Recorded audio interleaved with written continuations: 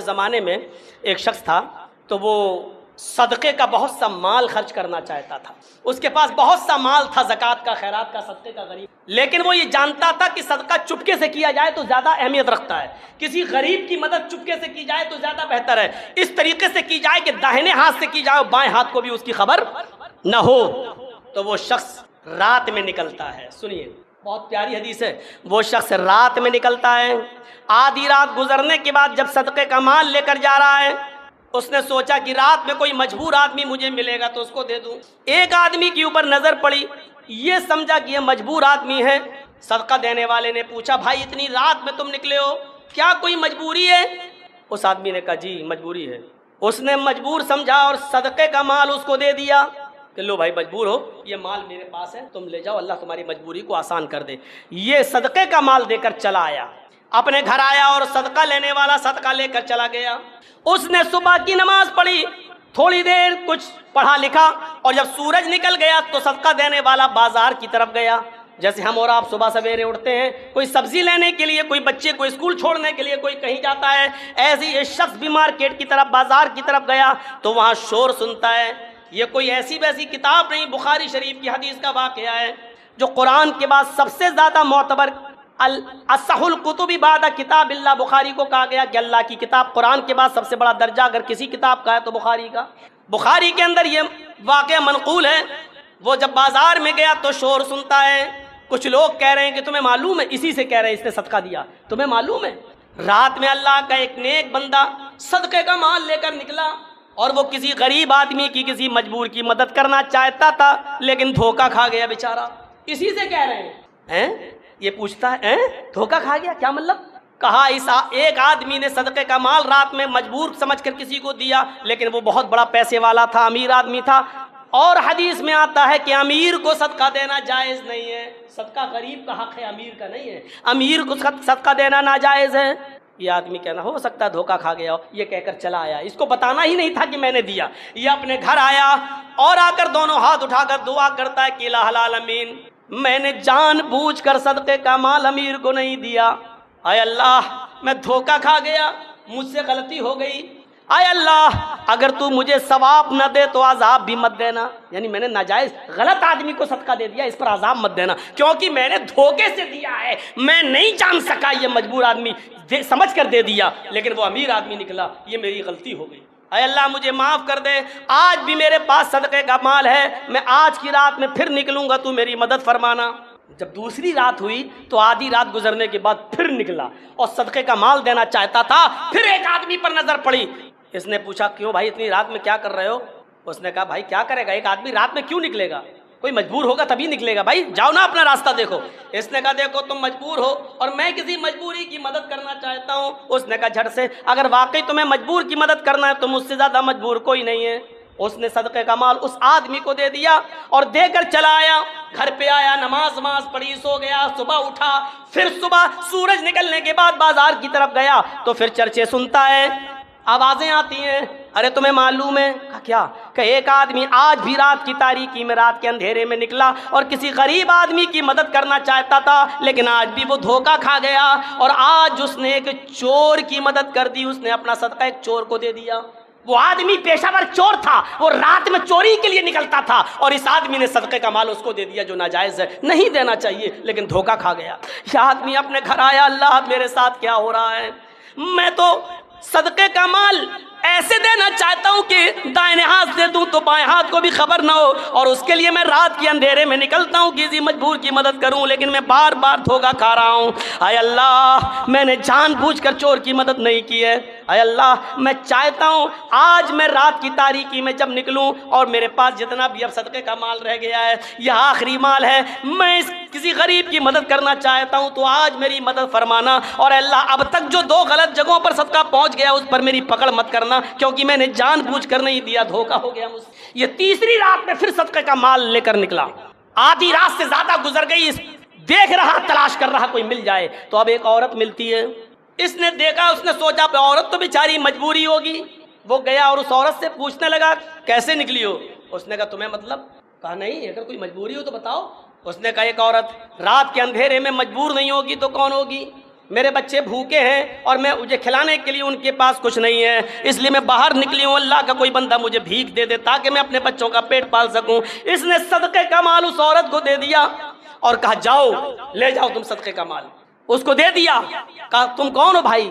کہا کہ یہ مت پوچھو کہ میں کون ہوں، میں کسی غریب ہی کی تلاش کر رہا تھا، تم مل گئی اور حقیقت میں تم غریب لگ رہی ہو، لے جاؤ۔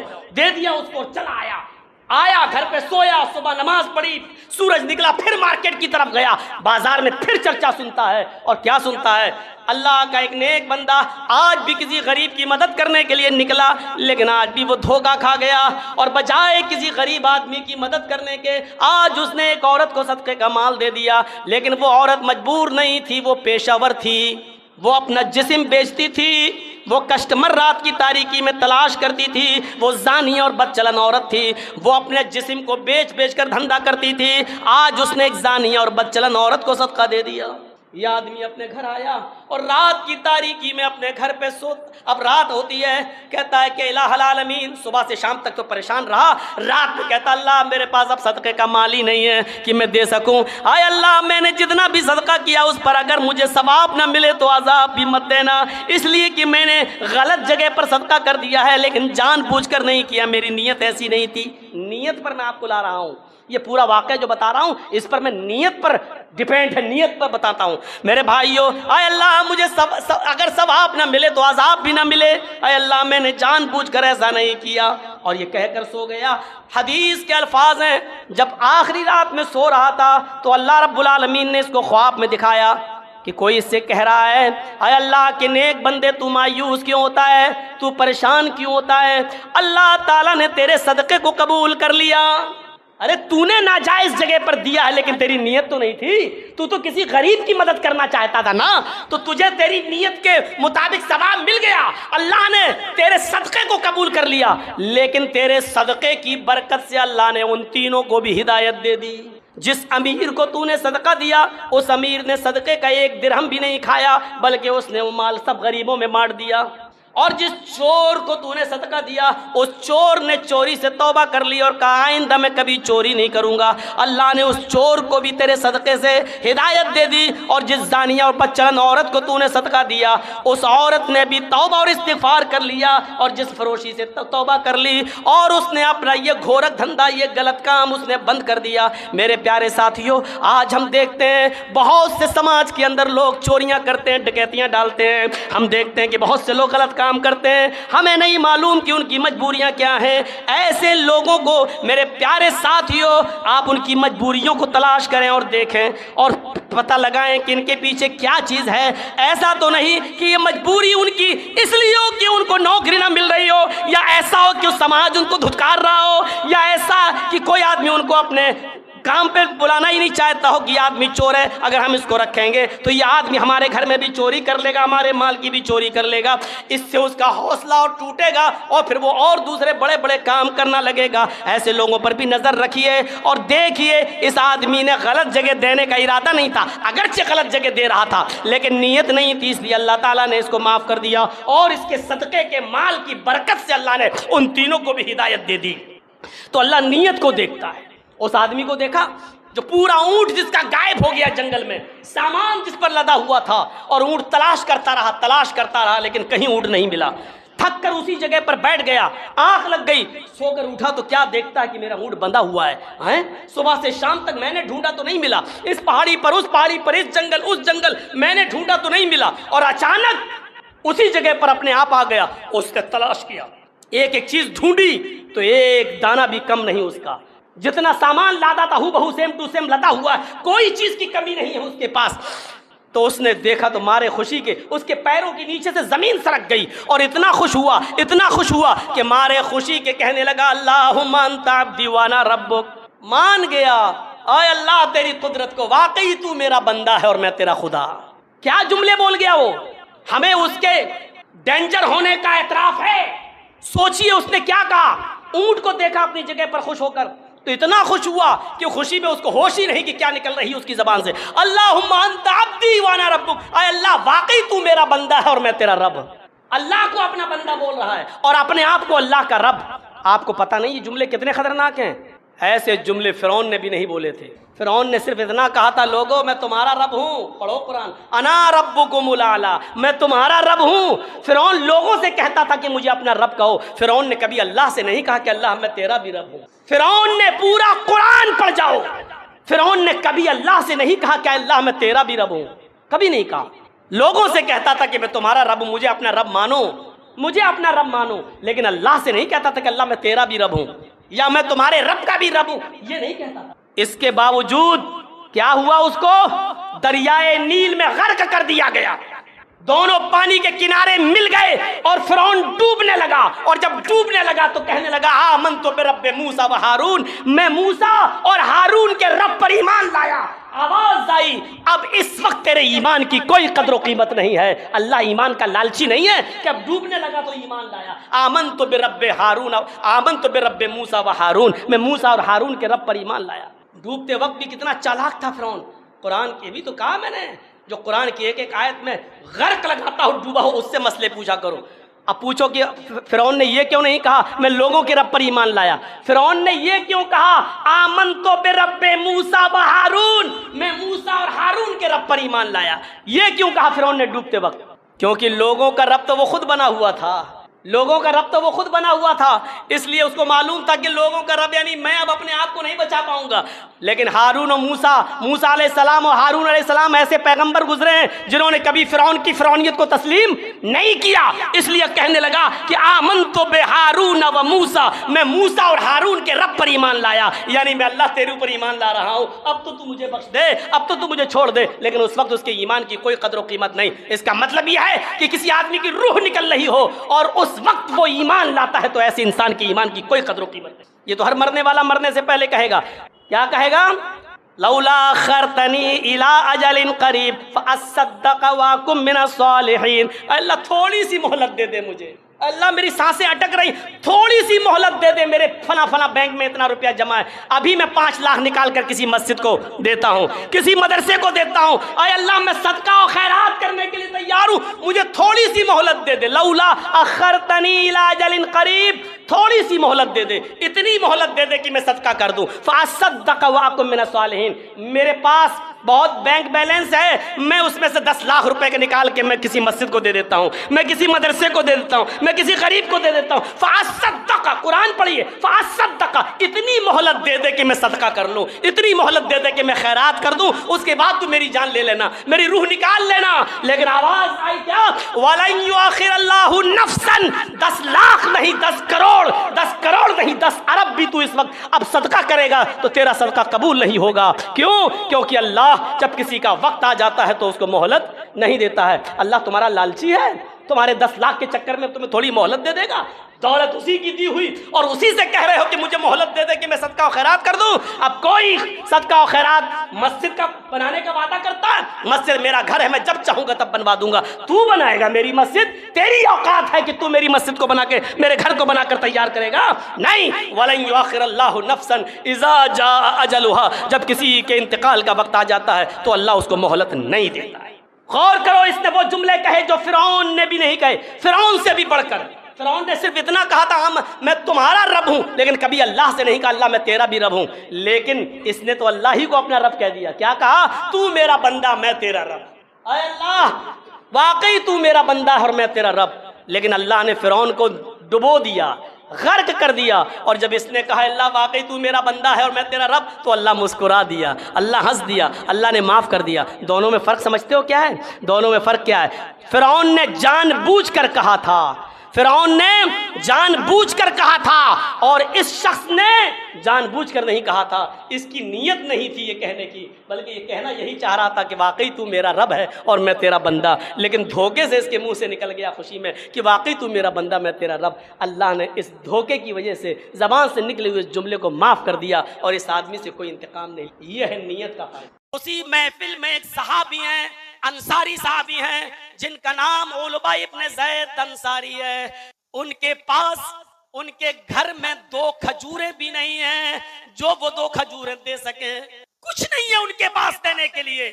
جہاد میں جانا ہے، نام لکھا لیا ہے، لیکن ہر شخص، ہر صحابی صدقہ و خیرات کر رہا ہے، کچھ نہ کچھ دے رہا ہے۔ علبہ ابن زید انصاری کے پاس کچھ بھی نہیں ہے، کہتے ہیں مجھے بڑی شرمندگی محسوس ہوئی، مجھے بڑی شرمندگی محسوس ہوئی۔ دل سے چپکے سے اڑتے ہیں، سیدھے اپنے گھر جاتے ہیں، عشاء کی نماز پڑھتے ہیں، لیٹ جاتے ہیں، یہی سوچتے ہیں کہ اللہ میرے پاس ایسی کوئی چیز نہیں ہے کہ میں بھی اس کو صدقہ دے سکوں، میں بھی اس کو زکوٰۃ میں نکال سکوں۔ اللہ کے رسول نے تعاون مانگا، میں نبی اکرم کو دے سکوں، نبی اکرم صلی اللہ علیہ وسلم کو پہنچا سکوں۔ آدھی رات کے بعد اٹھتے ہیں، وضو بناتے ہیں، 2 رکعت نفل نماز پڑھتے ہیں، اور 2 رکعت نفل نماز کے بعد اللہ سے یوں دعا کرتے ہیں۔ غور کیجئے دعا کیا دعا کرتے ہیں، اللہم انہو لیس عندی شیء ما اتصدق بہ الہ العالمین۔ تیرے نبی نے صدقہ و خیرات تعاون مانگا، اللہ کے ہر بندے نے، تیرے ہر بندے نے اپنی اپنی حیثیت کے مطابق جو تھا اس کو دیا، محمد رسول اللہ کو پہنچایا، کچھ نہیں تھا، 2 کھجوریں تھی وہ دیا۔ انہو لیس عندی شیء، اے اللہ میرے پاس کوئی ایسی چیز نہیں، ما تصدق بھی، جس کو میں صدقہ دے سکوں، جس کو میں خیرات کر سکوں، میرے پاس کوئی چیز نہیں۔ میں نے نبی اکرم کو کوئی صدقہ نہیں دیا، میں نے نبی اکرم کو کوئی خیرات نہیں دیا، میں نے محمد رسول اللہ نے اللہ کی راہ میں جو مانگا، میں نے محمد رسول اللہ کا کوئی تعاون نہیں کیا۔ اللہم انی اتصدق برزی علی من نالہ، اے اللہ آج میں اپنی عزت کا صدقہ کرتا ہوں۔ اللہم انی اتصدق بعرضی علی من نالہ، اے اللہ آج میں اپنی عزت کا صدقہ کرتا ہوں۔ اگر تیرے کسی بندے نے میری عزت لی ہو، مجھے گالی دی ہو، میرے اوپر ظلم کیا ہو، میرے اوپر ستم ڈھایا ہو، میرے ساتھ کوئی زیادتی کی ہو، اے اللہ میں تیری خوشنودی اور رضامندی کے لیے میں اس کو معاف کر رہا ہوں۔ اے اللہ یہی چیز میں صدقہ کر رہا ہوں، اے اللہ یہی میں خیرات کر رہا ہوں، اے اللہ میری اسی صدقے کو قبول کر لے۔ اے اللہ جانے انجانے میں اگر کسی نے مجھے گالی دی ہو، اگر کسی نے میرا حق مارا ہو، اگر کسی نے میری عزت کے ساتھ سودے بازی کی ہو، مجھے لعن و ملامت کیا ہو، اے اللہ کسی نے میرے اوپر ظلم کیا ہو اور میں نے اس سے کوئی بدلہ نہ لیا ہو، اے اللہ اللہم انی اتصدق بعرضی، اے اللہ میں اپنی اس عزت کا صدقہ کرتا ہوں، میں اپنی اسی عزت کو صدقہ دے رہا ہوں۔ اے اللہ جس نے بھی میری عزت سے کھلواڑ کیا ہو، میں اس عزت کو صدقہ کر رہا ہوں۔ یہ کہہ کر وہ شخص ہو جاتا ہے اور فجر کی نماز پڑھنے کے لیے مسجد میں جاتا ہے۔ امام کائنات نے جناب محمد رسول اللہ نے نماز فجر پڑھائی، اور فجر کی نماز پڑھانے کے بعد آپ نے اعلان کیا، این المتصدق ھذہ اللیلہ، آج کی رات صدقہ کرنے والا کہاں ہے، آج کی رات خیرات کرنے والا کہاں ہے۔ سب ایک دوسرے کو دیکھ رہے ہیں، سب نے جو صدقہ کرنا تھا دن ہی میں کر لیا، جس کو جو دینا تھا اس نے دن ہی میں دے دیا، رات میں تو کسی نے صدقہ ہی نہیں کیا ہے۔ اور اللہ کے نبی کہہ رہے ہیں این المتصدق ھذہ اللیلہ، آج کی رات جس نے صدقہ کیا وہ کہاں ہے۔ تھوڑی دیر کے بعد علبہ ابن زید انصاری نے کہا اللہ کے رسول میں یہاں ہوں۔ آپ نے کہا ادھر آؤ۔ حضرت علبہ ابن زید سے کہا ابشر فوالذی نفسی بیدی، تمہیں خوشخبری ہو، تمہارے لیے خوشخبری ہے، اس ذات کی قسم جس کے قبضے میں محمد کی جان ہے۔ ابھی جبریل نے مجھے بتایا ہے کہ جاؤ آج کی رات صدقہ دینے والے سے کہہ دو کہ اللہ رب العالمین نے تمہارے صدقے کو مقبول صدقے میں لکھ لیا ہے، تمہارا صدقہ قد کتبت فی الزکاۃ المقبلہ، اللہ رب العالمین نے مقبول زکات میں اس کو لکھ لیا ہے، یعنی تمہارا کل رات، آج کی رات جو صدقہ تھا اللہ نے اس کو قبول کر لیا ہے۔ میرے پیارے ساتھیوں غور کرو، یہ بہت بڑی ظلم و زیادتی ہے کہ ہم کسی کے اوپر ظلم کریں، ہم کسی کے اوپر زیادتی کریں، یہاں تک کہ اگر ہم نے کسی کو گالی بھی دی ہے معاف کیجئے گا تو یہ بھی اس وقت تک معاف نہیں کرے گا اللہ جب تک وہ بندہ آپ کو معاف نہ کر دے جس کو آپ نے گالی دی ہے۔ یہ بھی کبیرہ گناہوں میں شامل ہے، کبیرہ گناہوں میں شامل ہے۔ میرے بھائیوں ہماری آنکھوں کے سامنے ظلم ہوتے رہتے ہیں، ہماری آنکھوں کے سامنے ظلم ہوتے رہتے ہیں۔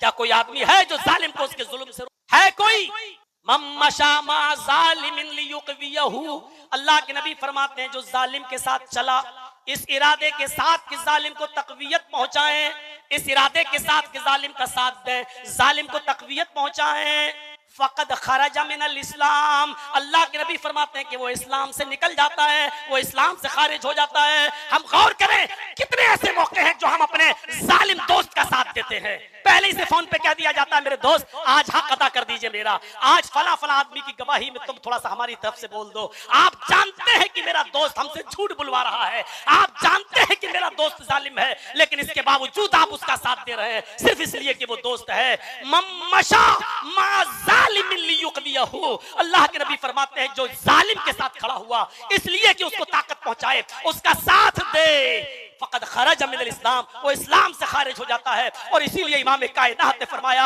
انصر اخاک ظالما او مظلوما، اپنے بھائی کی مدد کرو چاہے وہ ظالم ہو یا مظلوم ہو، اپنے بھائی کی مدد کرو چاہے وہ ظالم ہو خواہ وہ مظلوم ہو۔ صحابہ نے کہا اللہ کے رسول مظلوم کی مدد تو سمجھ میں آتی ہے، بیچارہ جس پر ظلم ہوتا ہے، لیکن ظالم کی مدد کیسے کریں؟ ظالم کی مدد چاہے معنی دارت، ظالم کی مدد کا کیا معنی ہے؟ ہم ظالم کی مدد کیسے کریں؟ تو اللہ کے نبی نے فرمایا ظالم کو اس کو ظلم کرنے سے روک دو۔